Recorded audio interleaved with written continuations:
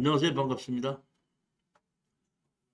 오늘 소송 경매의 네 번째 시간입니다. 그러니까 그 부동산을 가지고 우리가 사서 소송을 하게끔 되는데, 소송을 하기 전에 먼저 협상을 하고, 협상이 안 되면 소송을 해서 협상을 하고, 그래도 안 될 때는 법원에 가서 조정을 하게끔 되는 것까지 제가 강의를 했습니다. 원래 오늘 강의는 협상도 안 되고 조정도 안 되고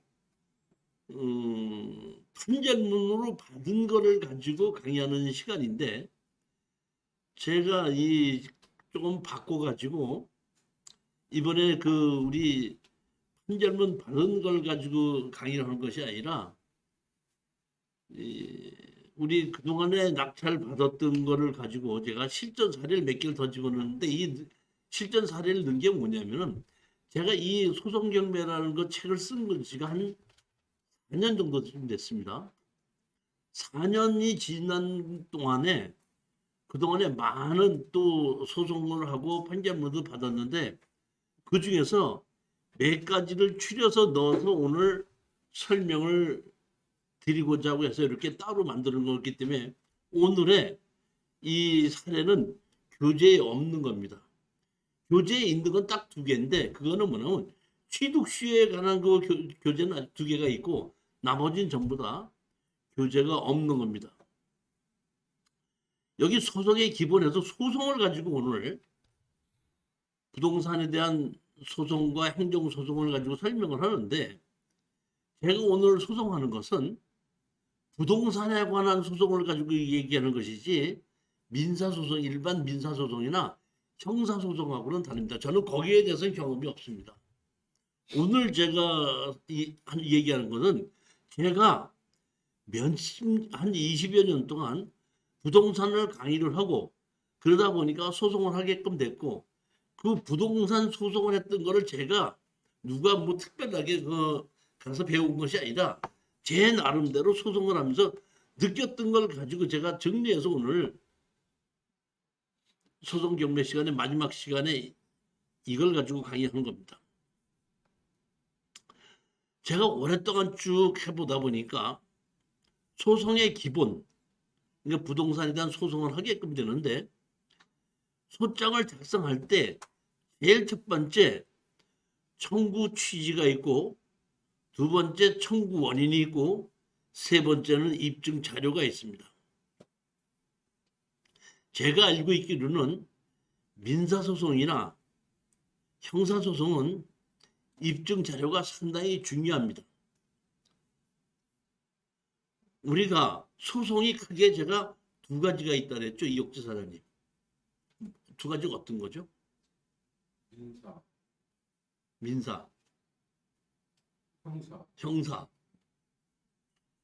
제가 강의를 잘못했는가 모르겠는데 우리 소송은, 민사소송에서는 형성소송과 이행소송으로 두 개로 크게 나누죠.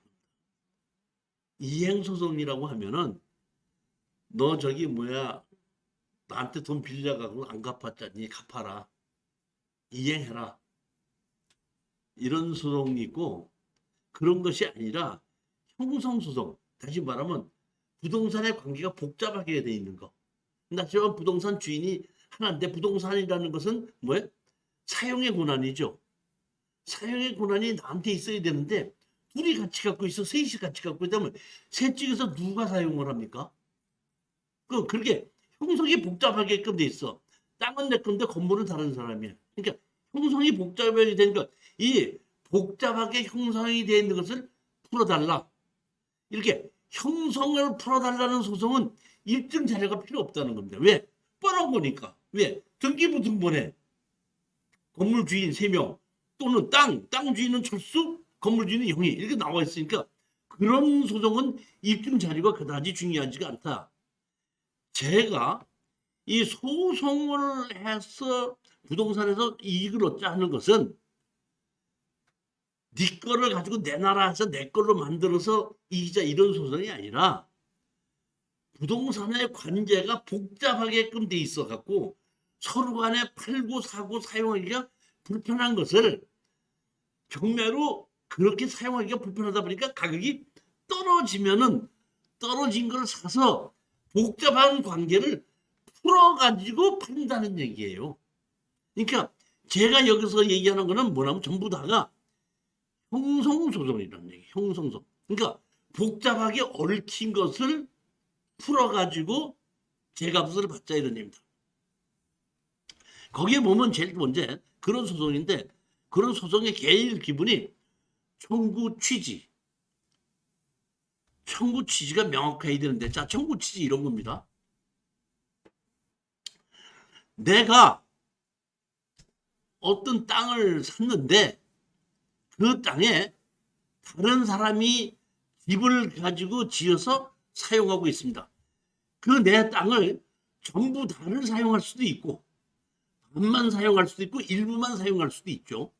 또 나는 땅을 내가 전부 다 갖고 있는 것이 아니라 반만 갖고 있을 수도 있죠. 이런데 내가 상대편 내가 지분으로 갖고 있는 땅에 건물을 어떤 사람이 건물을 갖고 있다. 그 건물 주인에게 내 땅에 내가 지분으로 갖고 있는 땅에 너 건물이 있으니까 나의 사용하는 것을 침해하고 있으니까 건물을 철거하게끔 해주십시오. 철거할 때까지 나의 땅을 사용하겠으니까 지료를 주게끔 하십시오. 그러니까 판사님에게 내가 요구하는 것이 그게 뭐예요? 청구 취지입니다. 그게 청구 취지입니다. 예를 들어서 내가 내 땅에 다른 사람이 건물이 쓰고 있다 이런 얘기입니다. 근데 청구 취지에 내가 판사님한테다가 내 건물에 있는 내 땅에 있는 저 건물을 철거하고 나가게 해주십시오 하면은 판사님은 철거하고 내보내야 되는 것이 맞느냐 틀리냐만 가지고 판단합니다. 근데 내가 청구 취지를 그렇게 쓰지 않고 내 건물에 있는 거는 그냥 법정상에 있든지 없든지 내비로 두고 저 건물 주인이 내 땅을 사용하고 있으니까 지료를 주라고 하십시오. 그럼 지료를 얼마나 어떻게 줘야 되는 게 맞는가만 가지고 판사님 판단한다 이런 얘기예요. 근데 반대로 내가 이렇게 할 수도 있죠. 내 땅에 있는 건물을 철거하고 나가라 또는 철거하고 나갈 때까지 지료를 달라.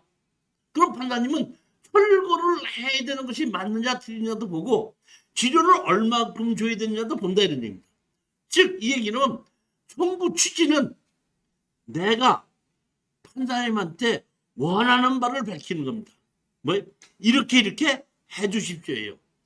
나한테 다른 권한이 있어도 청구 취지에 집어넣지 않으면 판사님은 너 왜 이런 권리도 있는데 이거는 청구 안 하고 이것만 청구하냐 이렇게 가르쳐주는 법은 없습니다.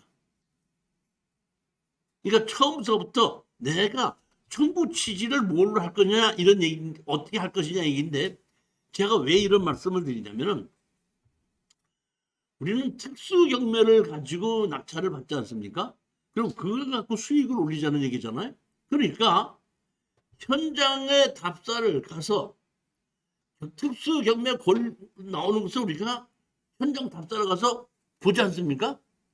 볼 때 무슨 생각을 하냐면은 내가 이것을 낙찰을 받았을 때 이 사람에게 청구 취지를 어떤 식으로 어떻게 했을 때 저 사람이 방법이 어떤 방법이 있겠느냐.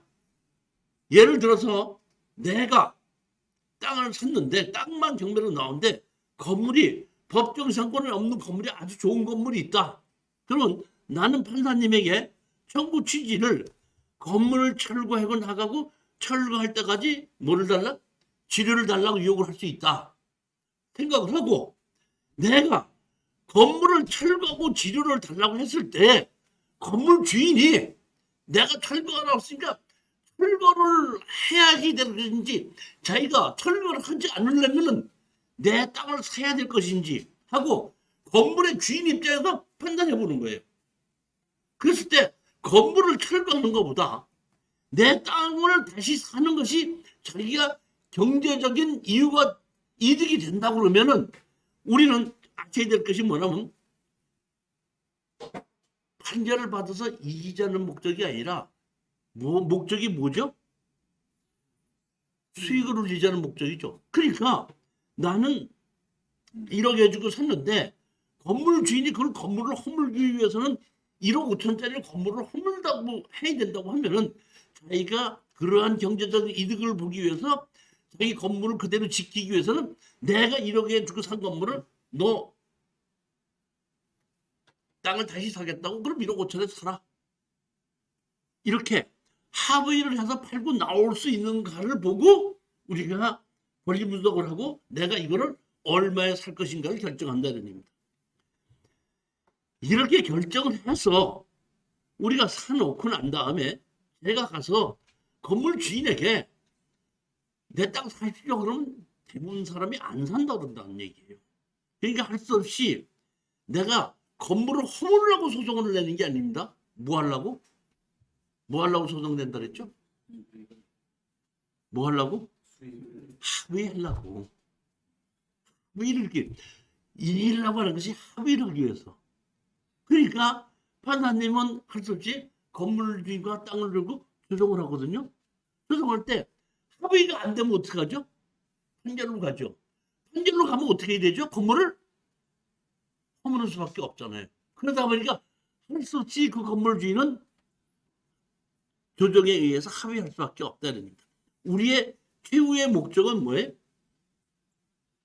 소송에서 이기자는 것이 아니라 뭐 하는 거예요? 돈을 벌자는 거죠. 돈을 벌기 때문에 돈이 남는다 그러면 소송에서 이길 생각하지 말고 합의하고 끝나자 그런 얘기입니다. 그게 뭐예요? 청구 취지인데 항상 특수경매에 있어서 우리가 현장 답산을 가고 권리 분석을 할 때 내가 이거를 낙찰을 받았을 때는 판사님에게 어떤 청구 취지를 할 수 있겠는가를 판단하고 결정하는 겁니다. 그 다음에 청구 원인. 내가 그 땅을 샀기 때문에 청구 원인이죠. 내가 사지 않았으면 그런 소장을 할 수가 없죠. 그 다음에 뭐예요? 입증 자료.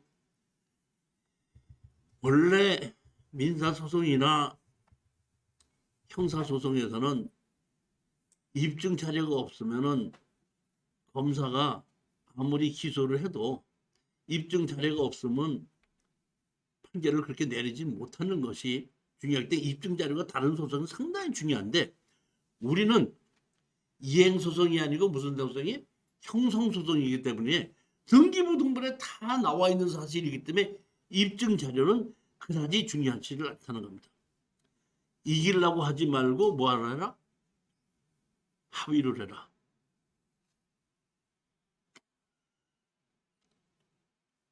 자, 실전 사례를 가지고 설명을 드리겠습니다. 충청북도 우청군 청정면 도장리 75-5가 지목이 경매로 나오는데 제가 보면 물건번호 1번, 2번, 3번인데 3번만 우리가 낙찰을 받은 겁니다. 3번인데 이건 뭐죠? 건물 매각 제외죠. 자, 보십시오. 옥천군 청정면 도장리 뭐에? 토지만 매각. 근데 제가 이거를 띄어봤더니 토지주는 6동구고 건축주는 6광구로 되어 있습니다. 그런데 건물 등기부 등본은 없고 땅 주인과 건물 주인이 다른 겁니다. 그러니까 맨 처음서부터 제가 토지주가 6동구고 건축주가 6광수라는 얘기는 제가 보기에는 그 아버지와 아들 관계가 아닌가 이렇게 생각을 합니다. 예를 들어서 아버지는 뭐 동구고 아들은 광수고 뭐 이렇게 있든지 반대로 돼 있든지 그래서 아버지가 광수고 토지는 동구고 뭐 이렇게 될 수도 있겠죠 보면. 근데 하여튼 법정 지상권이 없는 건물은 매각 제외로 토지만 나온 겁니다. 감정 가격이 8,817만 원인데 1,359만 9천 원에 낙찰을 받았습니다. 이게 우리 이때가 언제냐면은 공동 투자를 내가 모집을 하고 공동 투자 모집한 사람들이 우리가 이제 500만 원씩 걷게끔 하지 않습니까? 걷게끔 하면 그 돈을 가지고 제가 이렇게 특수 경매를 입찰에 들어가라고 해서 제가 간 것이 아니라 우리 공동 투자에는 대표들이 2명인가 3명이 가갖고 건물이 너무 좋고 하다 보니까 질러서 받았더라고요. 조금 좀 많이 질렀습니다. 저는 제가 만약에 갔다 그러면 낙찰을 못 받으면 못 받지 이렇게까지 지르지 않습니다. 이게 보면 166%면 엄청나게 지른 겁니다. 그렇지만 뭐 우리 공동투자에 그 공동투자 하신 분들이 가서 결정을 한 거기 때문에 내가 뭐라고 얘기를 하지는 않지만은 항상 제가 얘기를 하는 거는 뭐냐면 경매는 질러서 낙찰을 못 받는 것이 없다. 질르면 다 받아요. 근데 우리가 낙찰 받는 목적이 왜 받죠? 수익을 얻으려고 받는 건데 질러서 낙찰 받아도 수익이 없다 그러면 낙찰 받을 이유가 없는 거죠. 그러니까 수익이 없다면 차라리 낙찰을 못 받고 떨어지는 게 더 낫다는 것이 제 생각이고 경매 물건이 오늘 나오면 내일 안 나와요? 이종희 사장님 내일 안 나와요? 이거보다 더 좋은 게 나와요 내일. 그러니까 절대 지르지 말라는 겁니다. 그럼 제가 몇 번 얘기하는 겁니다. 버스를 놓치니까 뭐가 온다? 리무진 오더라. 항상 그런 마음이 있는데 아무튼 질러서 받았습니다. 질렀는데 여기 보면 건물은 매각지입니다. 근데 제가 보면 이 땅이 이렇게 돼 있고 건물이 있는데 이렇게 돼 있는데 이게 항상 보면 지적다구 건물이 이렇게 조금 나가 있는데 이 지적다구 건물은 그 이렇게 틀려서 넘어간 것 같지만 실질적으로 측량을 하게끔 되면은 다를 수가 있습니다. 이 아시될 것은 보면 지금은 항공사진으로 지적다고 같이 온전하게 이게 틀리지만은 예전에 이 측량을 할 때는 항공사진을 하는 게 아니라 기점이 있죠. 그 기점에서부터 끌어갖고 와갖고 이렇게 측량하기 때문에 그 기점이 조금 다르게끔 되면 이렇게 현재하고 다를 수가 있다는 얘기입니다. 기점이. 그러니까 이렇게 그 지적도상 틀리게 나왔다고 해서 반드시 이렇게 넘어갔다고 생각하면 안 됩니다. 이게 실질적으로 측량해 보면 이것이 뭐야? 이렇게 이만큼 옮겨가서 이렇게 있을 수 있다. 이렇게 생각하셔야 되고 진짜로 넘어갔는지 안 넘어갔는지는 그거를 알기 위해서는 전체 다를 면밀히 검토해 보면 아 이건 좀 넘어갔겠구나, 아 이건 넘어갔지 않았겠구나 이런 거 아실 수가 있습니다. 이게 현장에 있는 감정평가사가 찍은 사진인데 집 상태가 상당히 좋은데 저도 갔었거든요. 여기 현장에를. 저도 갔었는데 제가 이렇게 가서 보니까 여기 계신 분이 돌아가신 걸로 돼 있는데 제가 가서 보니까 엊그저께까지 사람이 살고 있던 집 같은 느낌이 들 정도로 깨끗하고 정리가 잘 돼 있더라고 아주. 특히 제가 이걸 보고 아 이거 상당히 좋겠다고 느꼈던 게 보면 여기에 보면 요 길로 들어가서 요 집이 있는 거거든요. 그러니까 들어가는 입구가 여기 하나밖에 없어요. 여기에 하나밖에 없는데 항공사진을 보시게끔 되면은 여기 이제 도로거든요. 이 도로인데 여기 옆에도 뭐가 집이 있고 딱 대지가 있어요. 여기 옆에. 근데 여기 옆에 이렇게 집이 있고 대지가 있는데 여기는 사람이 살고 있지 않아요. 그래서 제가 이렇게 보고 뭘 느꼈냐면 여기다가 내 집이라고 해서 대문 하나 이렇게 달아놓잖아요. 이렇게 대문 만들 수 있잖아요. 이 골목 끝에다가. 그러면은 골목 끝에다가 대문 달아놓으면 이 사람은 우리 그 집 아니 그걸로 돌아가지 않으면 여기 들어갈 수가 없겠더라고요. 그러니까 이것도 잘하면 같이 그 땅 주인하고 협상을 해서 이것도 살 수 있지 않겠는가 이런 생각도 했었어요. 제가 보면. 그리고 집은 매각제외고 집 상태가 너무 좋고. 그래서 내가 이거를 투자를 하자. 괜찮다 그랬더니 우리 공투하시는 분들도 같이 가서 봤나 봐요. 갔더니 집 좋다고 이제 질러버린 겁니다. 자, 그럼 우리는 이제 낙찰을 받았으니까 뭘 해야 되는 거죠? 낙찰을 받았으니까 뭘 해야 돼요? 팔아야 되죠. 파는데 누가 산다 그래 이거? 건물은 매각제고 우린 땅만 샀죠. 그러니까 땅만 사고 건물을 어떻게 한다? 돌아가셨다 그랬죠. 그러면 우리는 이 땅을 누구한테 팔아야 되죠? 누구한테 팔아요? 건물주인? 건물주인 돌아가셨다니까. 자, 다시 말하면, 자, 이제 아무리 항상 판단하는 게 뭘 한다 그랬죠? 청구 취지죠. 청구 취지는 돌아가셨으면 상속자가 있죠. 상속자가 있죠. 상속자를 상대로 해서 상속자들은 제가 보기에는 이 집이 필요 없을 수가 있습니다. 우리는 먼저. 그러니까 제가 판단하기에는 이 상속자들은 이 건물 주인이 아니고 땅을 안 살 것이다 그렇게 생각했어요. 그러니까 저는 이거를 제3자한테 팔고 공인중개사들한테 팔려고 내가 뭘 먹었다면 건물을 멀리 내 걸로 만들어야 되는 겁니다.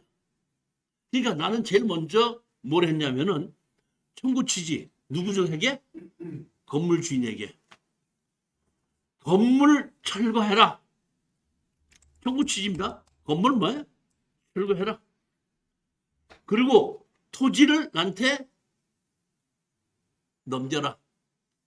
그 다음에 지료를 달라. 이렇게 하게끔 되면은 대부분이 조정을 임하게끔 되거든요. 그러면은 그 조정에 나오시는 분들이 여기에 사신 분이고 상속을 받으신 분들인데 상속을 받으신 분들이 이 집과 땅이 필요해 안 필요해요? 필요하지 않기 때문에 우리는 결국에 가서는 그 사람들에게 뭐야? 우리가 이 건물을 우리한테 넘겨달라. 그럼 내가 100만 원인지 얼마를 주고 사겠다. 해서 조정을 하게끔 되면 그 건물을 우리한테 넘겨오게끔 되면 그 건물과 땅을 합쳐서 제3자한테 파는 것이 이것이 방법이고 처음서부터 그렇게 하겠다는 목적하에 입찰에 들어간 겁니다. 그러니까 이 건물과 건물 상태가 좋으니까 건물과 땅을 어떻게 생각하는지 잘 보십시오. 어떻게 생각하면은 건물을 가지고 제가 이거를 100만 원 주고 예를 들어서 사오고 200만 원 주고도 사오는데 100만 원 주고 200만 원 사왔다 그러면 돈이 좀 남을 것 같아 안 남을 것 같아요? 저렇게 이게 이 현실을 모르시는 분들은 저렇게 얘기하는데 우리 주계사님께서 여기 계시니까 한번 여쭤볼게요. 주계사님 시골에 있는 땅 집이 있는데 팔아주십시오. 그러면 몇 평이에요? 해서 100평이다 그러면 그 평당 저기 30만 원씩 가니까 3천만 원 정도는 팔아줄 수 있어요. 집인데 집값은 친다 그래 안 친다 그래요. 그러니까 이게 사실 보면 100만 원에 사든지 200만 원에 사든지 내가 팔을 때는 집값은 못 치는 거예요. 무슨 문제는 그 집값을 쳐갖고 팔자가 아니라 집이 다른 사람 거기 때문에 땅 가격이 떨어졌을 때 사가지고 집값은 안 치고 땅값으로 팔아야 되는 것이 원칙인 거예요. 그런데 감정가보다 이렇게 더 질러서 쓰는 사람은 그런 내용을 잘 모르는 거예요. 그러니까 실질적으로 보면 여기 100평인데 감정가가 800만 원이다 그러면 제가 보기에는 8만 원 가는 것이 아니라 20만 원은 간다 그러면은 2천만 원은 가는 거다. 60평이라 그러면 한 1,600만 원은 가는구나. 30만 원이라 그러면 360만 1,800 가는구나. 이런 정도로 해갖고 감정 가격 자체가 너무 작게 됐다는 뜻이지 원래 감정 가격이 땅 가격에 맞았다고 할 때는 이렇게 집을 내 걸로 만들어갖고 집을 가격을 쳐서 판다고 하는 것은 안 치는 겁니다. 땅 가격으로 파는 것이죠. 그러니까 어떻게든지 건물을 싸게 사오는데 예를 들어 보면은 건물이 좀 좋다 그러면 땅 가격을 조금 더 달라고 해도 사는 사람이 있을 뿐이지 건물값을 쳐가지고 사는 사람은 없다고 보여야 되는 거예요. 그러니까 여러분들이 이렇게 특수경영 건물 매각 제외일 때, 아, 내가 저 땅을 사고 건물을 내 걸로 만들면 건물을 내가 뭐 200만 원 주고 사가지고 건물을 500만 원 쳐갖고 팔자. 이거는 처음부터 잘못된 계획이라는 겁니다. 아닙니다. 전부 다 건물이 있어도 무슨 가격으로 판다? 땅 가격으로만 판다. 그러니까 건물이 남의 거기 때문에 땅 가격이 떨어졌는데 건물을 내 걸로 만들어 가지고 원래 땅 가격대로 매매한다는 것이 맞는 겁니다. 하여튼 그런 식으로 해가지고 이거를 하고 샀는데 결론적으로 얘기를 하자면은 그 친척 누구가 다른 사람이 이것이 꼭 필요했는지 소장을 넣었더니 그 무변론이에요, 무변론. 무변론에서 판결문을 그냥 받아가지고 저걸 한다고 했더니 맨 마지막에 어떤 사람이 와서 그냥 내가 꼭 그 땅이 필요하니까 저한테 좀 팔아주십시오 해갖고 여기 우리 사무실까지 찾아왔었어요. 알아내가지고. 그래가지고 그러면 뭐 2천만 원만 준다 그러면은 내가 그냥 팔겠습니다 해가지고 2천만 원 주고 팔았는데 860만 원짜리를 1360만 원이 질러서 샀기 때문에 제가 그걸 가지고 2천만 원 이상 더 달라고 할 수는 없겠더라고요. 결국에 가서는 보면 마진이 이렇게 많이 남은 건 아니죠. 질러서 샀기 때문에. 그러니까 질러서 사는 것은 아니다 이런 얘기입니다. 제가 말씀드린 겁니다. 자, 뭘 얘기하는 거죠? 내가 건물을 갖고 와도 땅 가격대로 파는 것이지 건물값을 더 쳐서 파는 것은 아니다. 그러니까 땅을 가지고 떨어졌을 때 사가지고 판다 그러면 얼마에 판다 그러냐면 대부분 제가 땅 감정 가격에 파는데 소송하고 뭐 하느라고 들었으니까 그 땅 감정 가격에서 소송비용하고 뭐하고 한 200만 원만 더 붙여 주십시오. 하게끔 되면 대부분의 그 땅이 필요하고 건물을 갖고 있는 사람은 할 수 없이 아 그런 정도라면 내가 다시 사겠습니다. 해고 끝나는 겁니다. 이게. 청구 원인이죠. 청구 취지 아까 있고 청구 원인. 이미 경매는 매각원으로 이 땅을 취득하였습니다. 청구 원인입니다. 피고의 건물 소유. 이 소유면서 이 토지 건물을 주택토지 소유 점유하고 있고 소유권을 어떻게 한다? 침해하고 있습니다. 건축물 관리 대상이 존재하나 아직 미등기 상태이며 피고 육광수는 주민번호가 12년생으로 사망했음이 분명합니다. 이렇게 해서 우리가 소장을 내면서 이 상속자들에 대해서 가족관계 증명서를 띄게 해달라고 법원에서 요구를 하면은 법원에서 띄라고 허가를 내주면은 띄워주는 것이지 그렇지 않으면 우리가 그냥 가서 띄워달라면 안 띄워준다 이런 얘기입니다.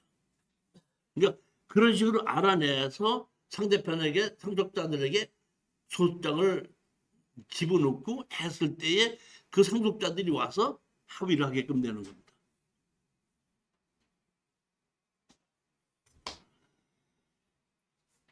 원래 입증이 다른 소송에서는 입증이 제일 어렵다 그랬는데 이 입증은 다른 거 할 게 없죠. 토지대장, 건축물대장 뭐 이거 뭐 몇 개만 보면은 입증이 금방 되기 때문에 입증 자료로서는 그다지 중요하지 않고 우리 소송에서 가장 중요한 것은 뭐냐면 청구 취지를 우리가 어떤 식으로 하느냐가 중요합니다.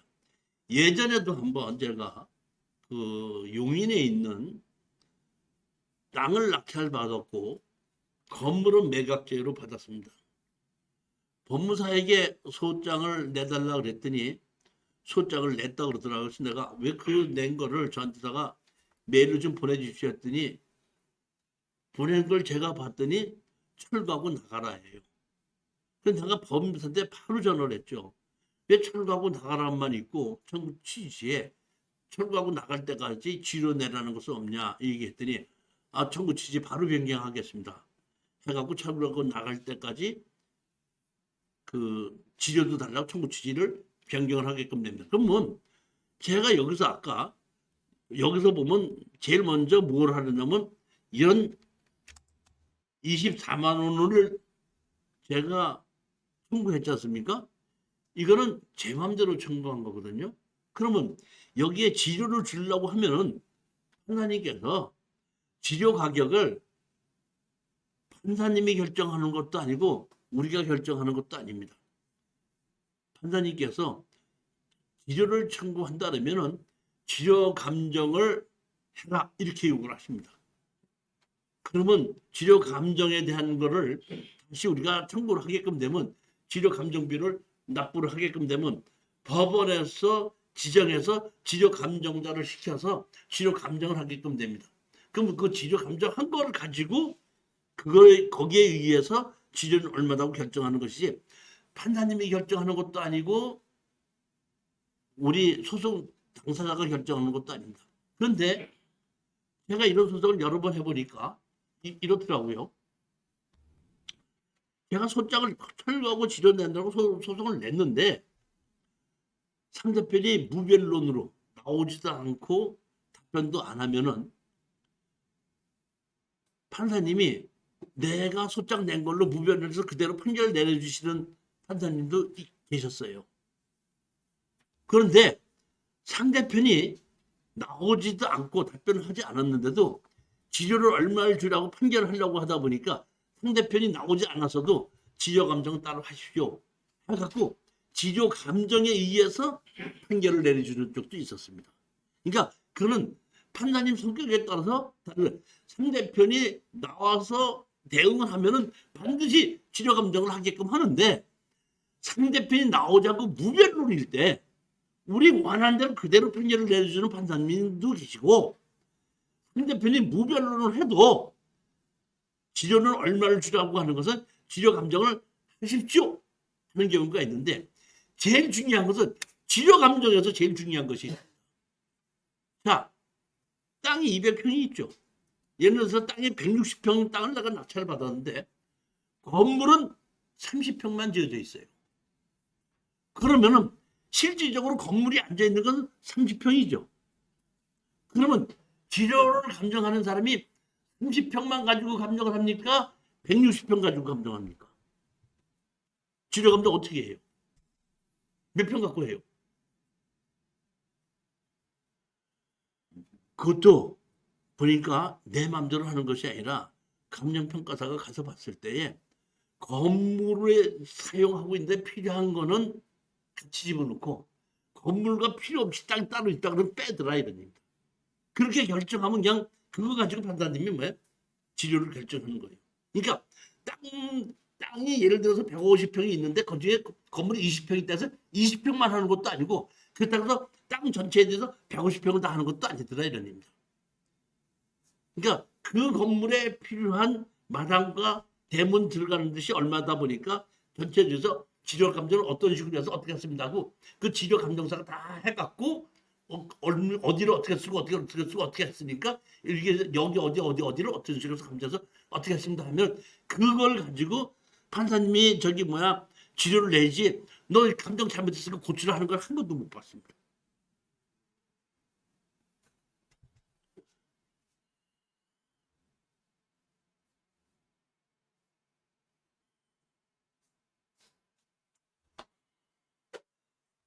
이번에는 348페이지 교재에 있는 건데 교재에 있는 거는 두 개인데 부동산 점유 취득 시효라는 겁니다.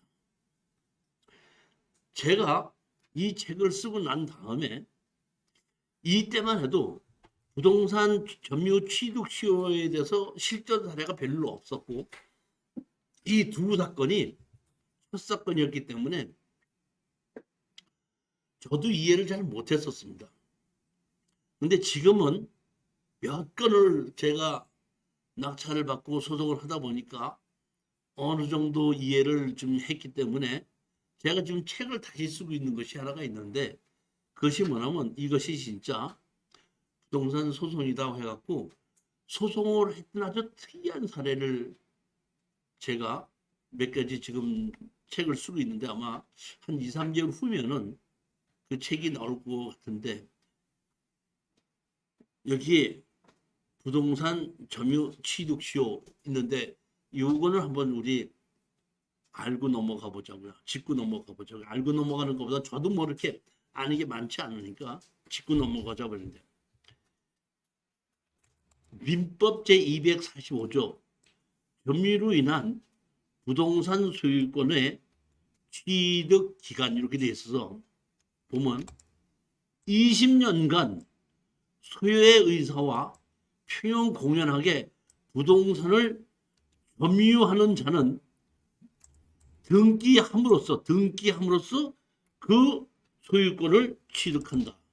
이게 민법 245인 거고, 그 다음에 이번에 부동산의 소유한 자로 등기한 자가 10년간 소유의 의사로 평형 공연하게 선임며 과실 없이 그 부동산을 점유한 때는 소유권을 취득한다. 민법 245조에 이렇게 취득시효에서 나와 있는데, 실질적으로 요 말은 간단하게 몇 줄로 이렇게 나와 있지만은 판결하는 취득시효는 쉽지가 않다. 잘 이해가 안 가고 아직까지도 조금 어려운데, 제일 첫 거 한번 보겠습니다.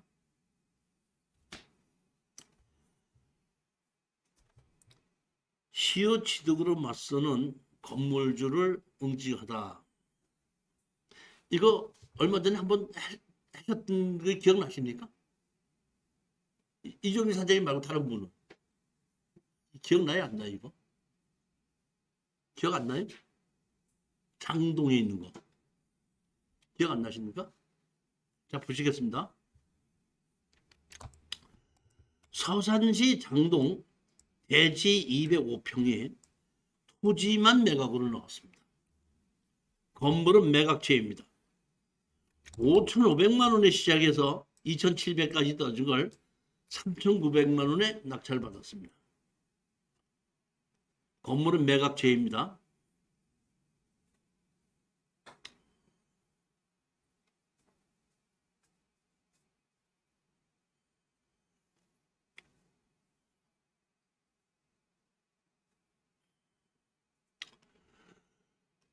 부동산의 현황 및 점유 관계에서 미상,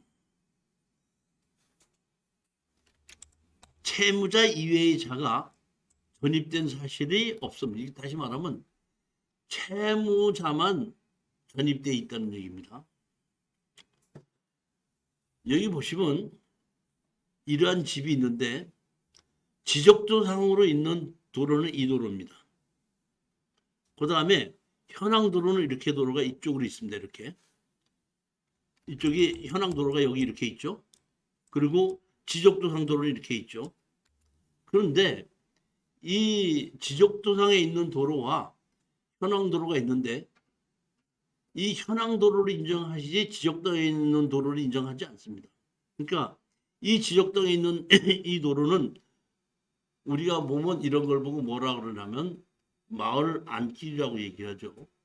즉 이 얘기는 뭐냐면 건축법상 도로가 1962년도에 만들어졌는데 1962년도 이전서부터 만들어져 있던 그러한 도로를 마을 안길이라고 하고, 이런 마을 안길인 경우에는 건축법상 도로 인정해서 건축허가를 내준다 이런 얘기입니다. 하여튼 이런 곳에 건물은 매각채 토지만 매각으로 나왔습니다. 청구 취지 이렇게 됐죠. 건물 철거하고 나갈 때까지 필요를 달라. 이 청구 취지입니다. 소장을 냈더니 이 채무자가 찾아와서 어머니가 거기서 살고 계시고 어머니가 시집 올 때부터 거기 살고 계셨기 때문에 그냥 거기서 살길 원하니까 제가 그 땅을 다시 사도록 하겠습니다. 그러면 다시 사는데 그럼 우리가 뭐 4천 얼마에 받았으니까 뭐 5,500에 합시다 했더니 그렇게 하겠습니다. 해가지고 하기로 약속을 했는데 계약을 하기로 한 날짜에 오지도 않고 전화를 해도 받지도 않고 연락이 끊긴 거예요. 할 수 없이 이 사람이 마음이 바뀐가 보다 하고 다시 소장을 집어넣었더니 답변서를 이렇게 넣은 겁니다. 일부를 제가 옮겨놓은 건데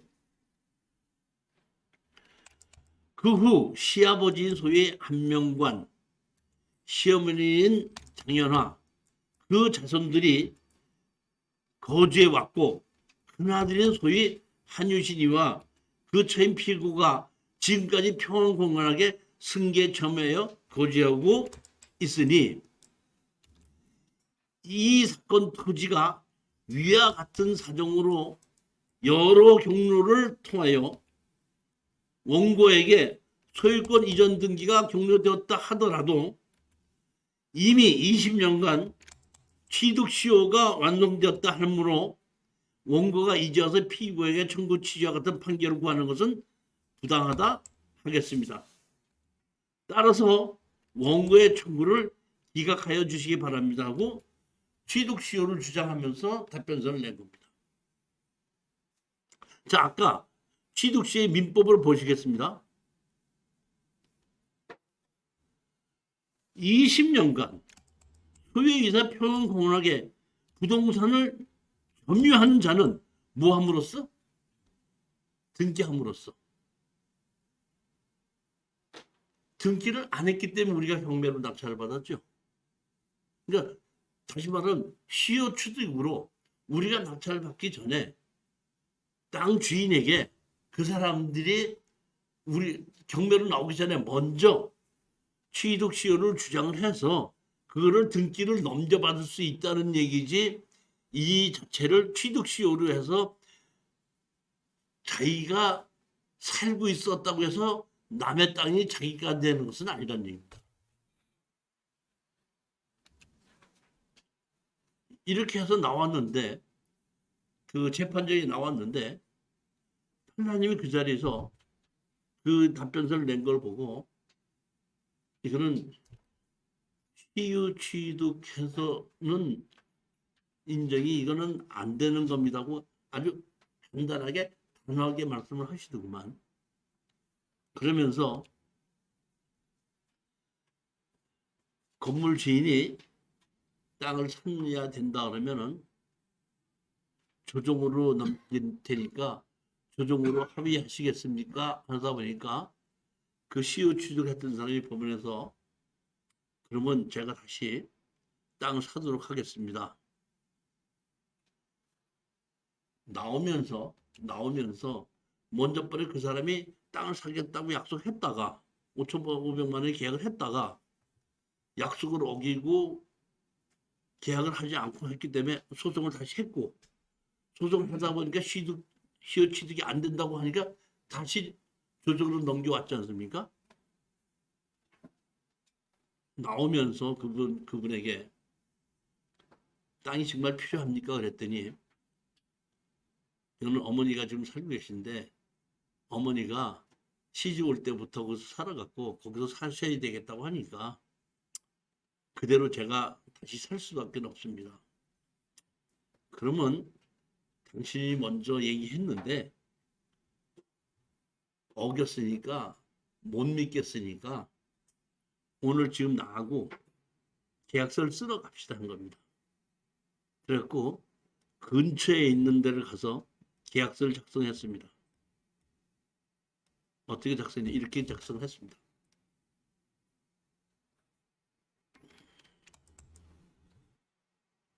(6천만 원에 매매한다. 계약금 1,000만 원 준다. 중도금 1,500만 원 준다. 나머지 3,500만 원 준다. 계약서 작성했죠? 그 다음에 뭘 했죠? 특약사항을 적었습니다.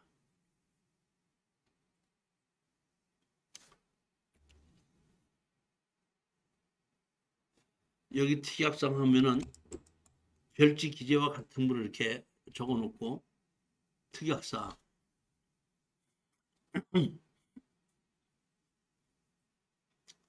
2016 가단 사건의 변론 기일에 서로 이익금 매매 계약대로 조정에 응하기로 한다.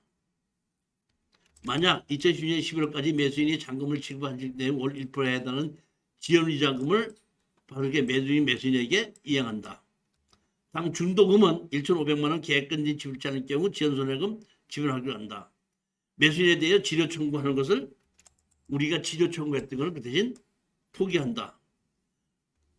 본 계약을 이행하지 않을 경우 계약금은 파기하고 매수인은 기지급한 계약을 포기하기로 한다. 이렇게 해서 사실은 그 앞에 나와가지고 공인중개사한테 가서 이 계약서 써달라고 하고 공인중개사 써주고 이제 공인중개사한테 20만 원 따로 주고 이렇게 계약서 쓴 걸 있죠. 이걸 가지고 가서 법원에다가 조정을 하는 날 상대편은 나오지 않고 우리 수강생이 조정실에 가서 사실은 우리 이 사람하고 이런 식으로 해서 우리가 합의를 했습니다 하고 조정하고 한 계약서를 가지고 우리가 제출한 건데 이게 계약한 거는 그 당시에 인감증명하고 다 달라고 해서 만들었던 거거든요. 만들어 가지고 한 걸 가지고 제출했더니 이 제출을 받은 거 가지고 조정으로 해갖고 판결문을 내려줘가지고 끝이 난 겁니다. 그러니까 취득시효를 주장했는데 취득시효가 주장이 안 된 건데 어제 그저께도 저한테 우리 수강생 한 분이 전화가 왔어요.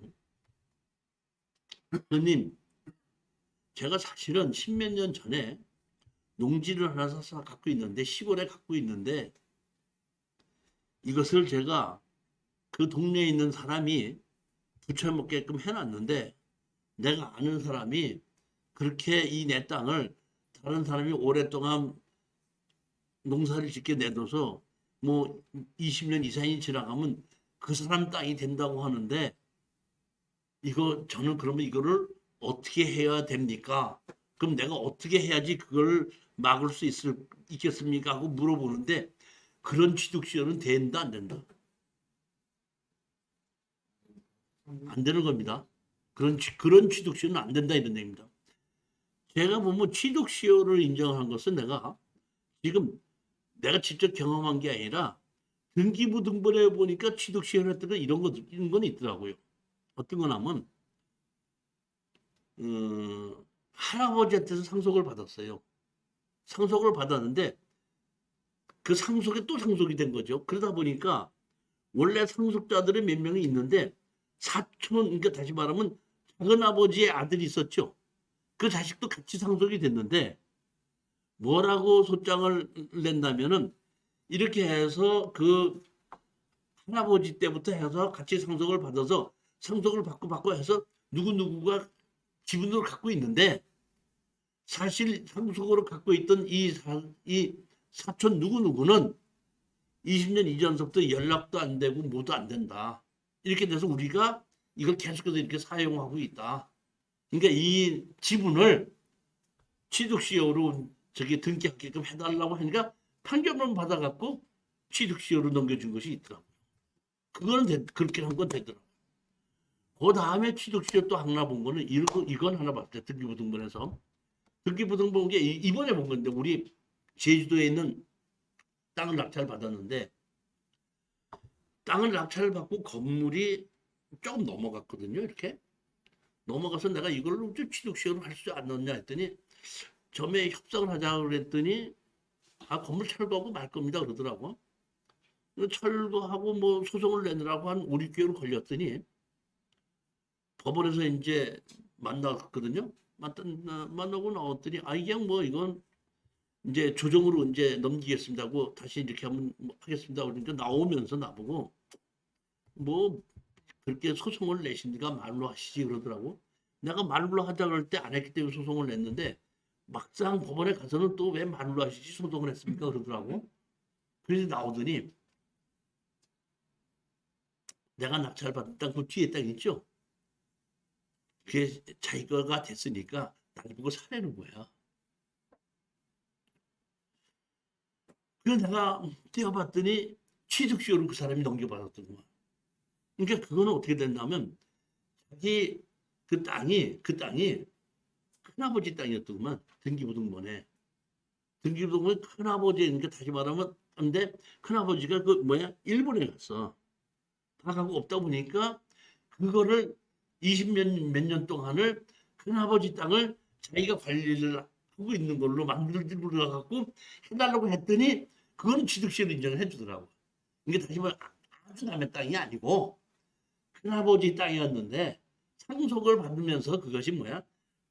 저기 막 그 일본에 계시고 뭐하고 한다 보니까 내가 이거를 30년, 4, 50년 동안을 내가 조카로서 이 땅을 실제로 같이 관리를 했다. 그리고 거기 뭐 내가 보니까 이장하고 뭐 누가 다 입증을 서줬더구만. 그러니까 했더니 취득시효라고 해갖고 그걸 넘겨받아갖고 나를 보고 이번에 그러지 말고 이 땅, 그냥 내 땅을 좀 사는 게 어떻겠느냐 이렇게 얘기를 해갖고 그 등기부 등본을 떼어서 봤더니 등기부 등본에 보니까 그 저기 뭐 큰아버지인가 누가로 돼 있고 그걸 어떻게 한다? 자기가 이번에 넘겨받았는데 그 등기부에 보니까 취득시효 이렇게 해서 넘겨받은 걸 보고 아 이런 경우에도 취득시효가 되는 거구나 하는 거는 제가 이번에 알고 그 말고도 이제 취득시효를 주장해 가지고 지금 우리 그 변호사한테도 저하고 같이 협력하는 변호사한테다가 소장을 좀 내달라고 해서 지금 그 취득시효를 하고 있는 것이 있는데 이렇게 다시 말하면 이 친족 관계에 있던 거를 가지고 넘겨받는 거는 취득세가 인정이 되는데 그렇지 않고 생으로 남의 땅을 가지고 취득을 하려고 할 때는 내 땅에 변호사 얘기가 내 땅인 줄 알고 썼는데 몇십 년 지나다 보니까 측량해 보니까 남의 땅이 들은 남의 땅이었다는 걸 그때 알았다. 그랬을 때 했을 때 그 내가 내 땅인 줄 알았다. 그러니까 내 땅이 100평인데 10평이 더 넘어왔기 때문에 나중에 보니까 그렇다. 이런 거는 인정이 될 수 있지만은 그렇지 않고 내 땅은 30평인데 내가 사용하는 게 50평이었다. 그럼 처음부터 30평밖에 안 되는 걸 어떻게 남의 땅은 50평을 차지하고 그게 내 땅인 줄 알았다는 얘기는 남의 땅인 경우에는 그거는 판사님이 그런 취득시효는 인정을 안 합니다. 이렇게 얘기를 하는데 아직까지 취득시효에 대해서 정확하게는 잘 모르겠지만은 이제 그러니까 판결을 몇 개를 더 받아야 알겠지만 이런 거는 하여튼 취득시효가 안 되더라 이런 얘기입니다. 취득시효를 주장한 것이 한 건이 더 있습니다. 이거는 우리가 이제 제가 이제 실수를 한 것인데 자 보십시오.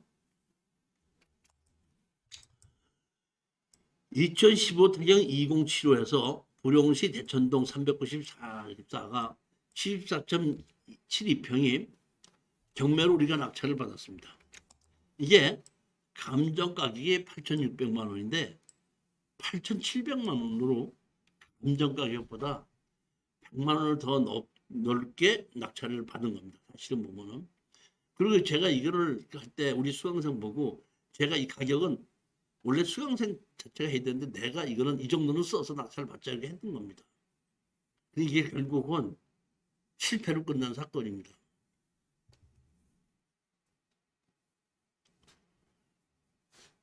제가 이렇게 했던 것은 여기 뭐하면 2종 일반 주거지역이죠. 2종 일반 주거지역이면 다세대나 원룸을 지을 수 있는 용도 지역입니다. 건폐율과 용적률이 충분하기 때문에. 자, 그럼 왜 그렇게 생각하냐? 여기 보시면 한국중부발전본사가 있죠. 한국중부발전본사가 뭐 하는 곳이에요, 여기가? 화력발전소 본사예요.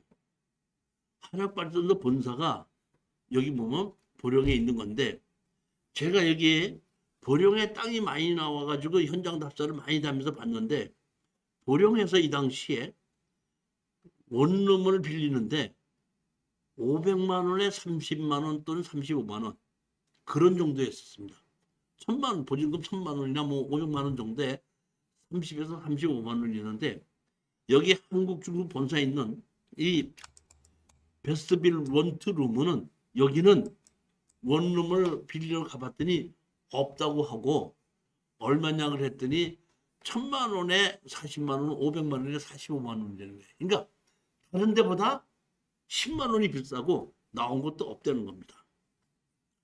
그랬을 때 제가 판단하기에는 여기에 똑같은 원룸을 지면은 새가 잘 나기 때문에 본사가 있기 때문에 그런 생각을 했는데 자 보십시오. 이 땅이거든요. 지적 들어보겠습니다. 이 땅이에요. 이쪽이 무슨 쪽이죠? 북쪽이죠. 일조권이 있다 보니까 여기다가 집을 지면은 여기다 집을 지면은 우리가 4층짜리 집을 지면은 제일 문제가 뭐가 문제가 되죠? 일조권이 문제가 되죠. 근데 여기 보시게끔 되면 여기 뭐야? 도로가 있죠. 그러니까 여기 보면 일조권이 이쪽으로 북쪽이다 보니까 일조권이 충분해서 4층까지 집을 질 수가 있겠더라고요. 더더군다나 제가 보고 야 이거 참 좋은 땅이라고 봤던 게 뭐냐면 요 땅이거든요. 요 땅인데 요렇게 축대가 있죠. 여기 축대가 있어서 낮잖아요. 여기 옆에서 이렇게 들어가잖아요. 그러니까 만약의 경우에 우리가 건물을 지을 때 GL이라고 그러죠. 그라운드 레벨. 그라운드 레벨을 여기를 잡으면 여기가 1층이에요. 그렇죠?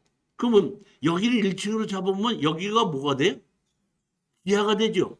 이쪽으로 돌아서 주차장을 만들 수 있고 여기서부터 그대로 다 올릴 수가 있겠더라고요. 그러니까 따로 주차장 내려가게끔 할 것도 없고 1층에다가 삐뚤어져서 주차장을 생길 것도 없이 이쪽으로 들어가면서 주차장 만들고 여기서 1층을 다 만들게끔 되면은 내가 봤을 때 건축을 하는 사람의 입장에서 보면 상당히 좋은 땅이더라고요. 그러니까 이거는 건설업자한테다가 설계를 그러니까 건설업자들은 가설계를 해서 거기에 땅값이 얼마고 시공비가 얼마인데 얼마의 세율을 줄 수 있든지 얼마에 분양할 수 있다고만 나오면 돈이 얼마가 나온다는 게 금방 계산이 나오거든요. 그러니까 가설계만 하게끔 되면은 금방 이거는 사업이 된다 안 된다는 게 금방 나와요 보면. 이거 제가 보기에는 이건 원룸을 질 수 있다면 150만 원 무조건 이상을 가는 거고 200만 원 이상 갈 수가 있는 땅인데 제가 보니까 북쪽에 도로가 있으니까 일조권도 문제가 없지. 경사진 쪽에 있어 밑에 쪽으로 이렇게 주차장도 만들 수 있겠지. 너무 좋은 거예요 보니까. 그래서 제가 이건 낙찰을 받아야 되겠다 싶어서 감정가에 100만 원을 더 높게 써라 해가지고 낙찰을 받고 설계사무소장 보고 이걸 어떻게 한다? 가설계를 해달라. 원룸으로 가설계를 해달라. 왔습니다. 그래서 왔습니다. 설계사무소장은 다른 데만 저하고 와서 다 보더니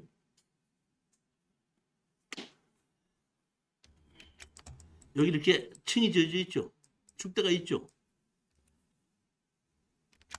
여기도 이렇게 축대가 있죠. 축대가 있지 않습니까? 이 보더니 이거를 현황 측량을 좀 해주십시오. 설계할 때 현황 측량이 들어가야 되는데 이건 조금 그 현황에 문제가 있을 것 같으니까 해주십시오 그러더라고요. 측량을 해봤더니 감정평가사는 이렇게 만들어서 여기에 지금 보면 이런 것이 있는 걸로 나와 있는데 측량을 해봤더니 이 땅이 이쪽으로 이렇게 하는데 밀려와야 되는 거예요. 자, 보면 자 보십시오. 여기 보게끔 되면 이렇게 도로에 맞았죠 이거는. 이게 맞았는데 여기 보면 이 땅이 이렇게 와 있죠. 즉 이 얘기는 무슨 얘기냐면 이 땅 경계선, 이 경계선이 일로 와야 되는 거야, 이렇게. 그리고 이 경계선은 어디로 와야 돼? 일로 와야 되는 거야, 이렇게. 그러니까 이 축대 있는 것만큼 한 1m를 흐르고 여기 건물로 든다? 허물어 와야 되는 거야. 이렇게, 이렇게. 측량해봤더니 여기 이렇게. 그러니까 다시 말하면 우리 땅에 이 앞에 땅이 이만큼을 차지한 거예요, 보면. 여기서 우리가 중요한 것은 내가 내 개인 집을 질 때는 그럼 이거 땅 빼놓고 이 앞에 것만 해가지고 허가를 내주십시오 하면 건축 허가를 받아주지만은 분양을 하는 주택은 그렇게 하면 안 됩니다. 반드시 찾아와야 됩니다. 반드시. 그러니까 설계사무소 소장이 이거를 잘라서 축대 잘라서 우리 쪽으로 해서 다 집어넣어야지 허가가 나는 것이지 그렇지 않으면 허가가 나는 건 아닙니다. 분양하는 주택하고 일반 주택하고는 다른 겁니다. 만약에 이거 그냥 허가를 내주면 분양받은 사람은 자기 땅이 이만큼 차지하는 걸 모르지 않습니까? 할 수 없이 제가 이 사람 이들을 찾아가지고 제가 이 땅을 내가 철거하고 모두 해야 되니까 돈이 이만큼 들어간데 우리가 변호사를 사서 소송을 하려면 몇백만 원 들어가니까 그 들어가는 돈을 줄 테니까 실질로 측량이 이렇게 나왔으니까 넘겨주십시오. 이렇게 요구를 했더니 여기에 있는 주인이 무슨 소리냐? 이거 40년 전에 보령에서 이거 할 때 주택 뭐 지어가지고 측량해서 분양한 건데 우리 땅 못 넘겨준다. 우린 측량이 그렇게 나왔다 그래서 이거는 취득시효로 내 거다. 무슨 소리냐냐? 내 거다. 못 넘겨준다. 이렇게 해갖고 취득시효를 주장해갖고 화를 낼 수가 없는 거예요.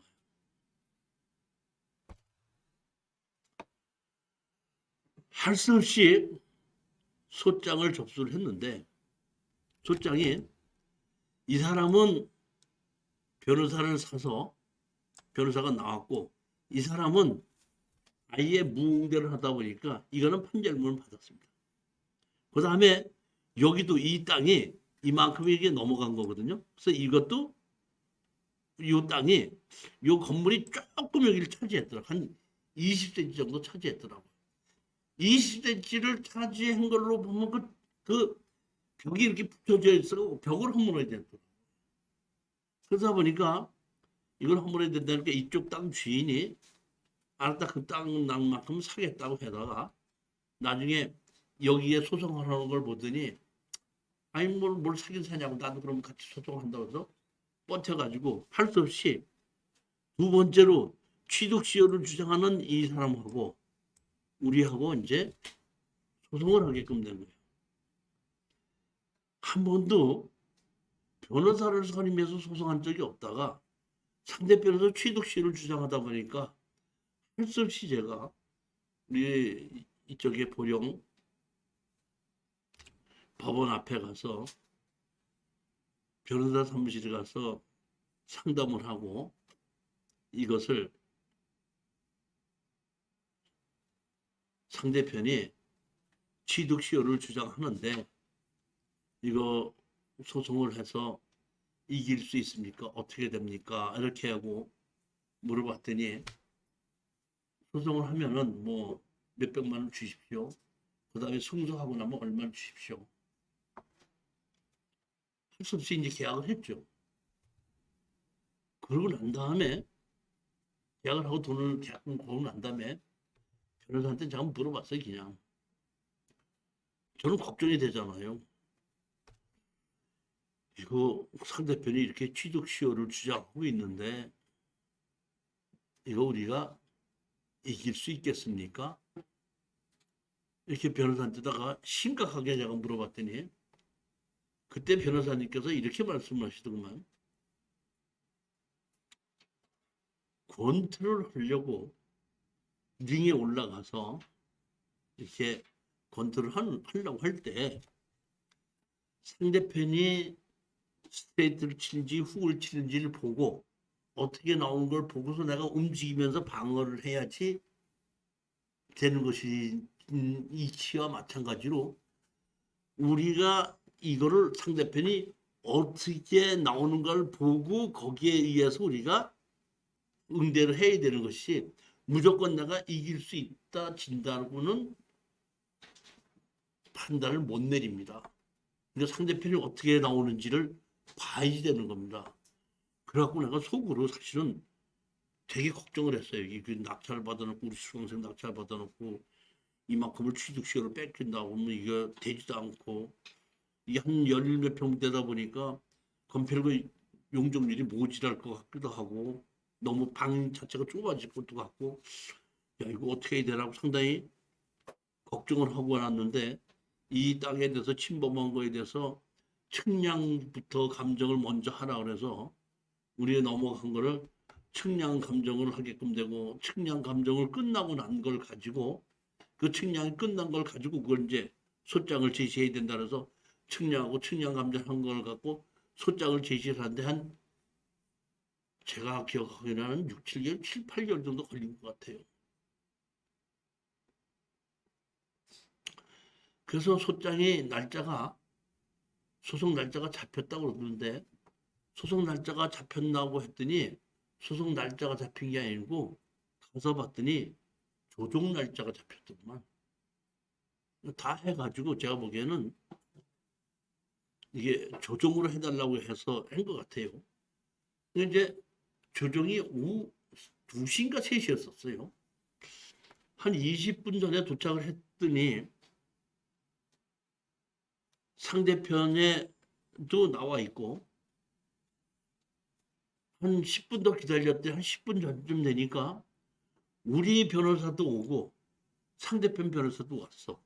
그러니까 우리 변호사하고 상대편 변호사하고 둘이 그 조정실 앞에서 만났어. 10분 전에. 그 둘이 만나더니 저쪽으로 가서 한 2, 3분 얘기하고 오더라고요. 그러더니 우리 보고 하는 얘기가 우리 변호사가 상대편 변호사하고 다 얘기했는데 조정에서 들어가서 우리가 원하는 걸 얘기하면 상대편에서 다 해주기로 합의가 됐으니까 그냥 가서 원하는 거 다 얘기하시고 그래서 들어갔죠. 들어가서 우리 땅 친 거 달라 그랬더니 가져가라. 그 대신에 그 건물 있고 뭐 하고 그 왜 축대 깎아야 되고 뭐 하는 거는 뭐 우리 보고 공사하고 자기네들은 땅 철거하고 가져가는 거에 대해서는 이의를 제기하지 않겠다. 철거하고 다 그게 건물이 아니고 뭐냐면 장독대였거든요. 장독대 철거하고 그 우리 높이가 같아야 돼. 아까 축대가 있었잖아요. 축대 잘라서 같이 가는 거 어떤다? 너희들이 공사해서 뭐 같이 가져가든지 말든지 하고 그렇지 않으면 그냥 잘라서 가져가라. 지금이라도 주마. 얘기하니까 그대로 조정하고 끝난 거예요. 지금 와서 가만히 생각해보면 아까 취득시효가 뭘 해야 된다고 그랬죠? 등기함으로써 취득시효 해야 된다 그랬죠? 그 상대편이 등기했어요 안 했어요? 우리가 낙찰 받았죠? 지금 가만히 생각해보면 이게 변호사한테 속은 건가? 취득시효가 뭔가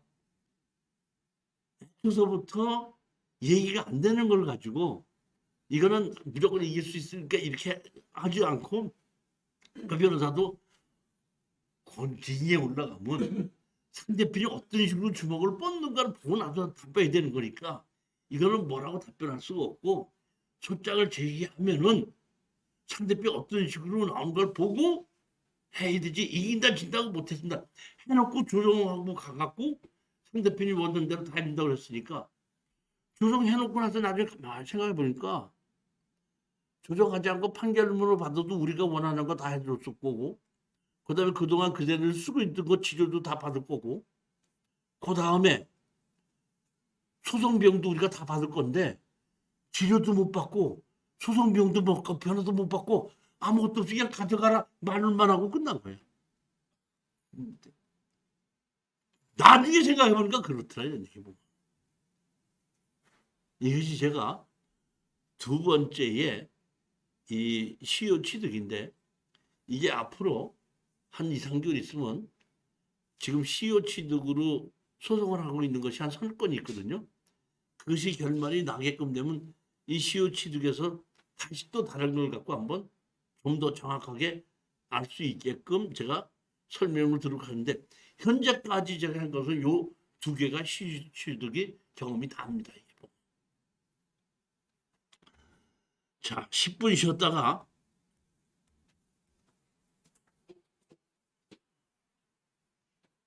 교수님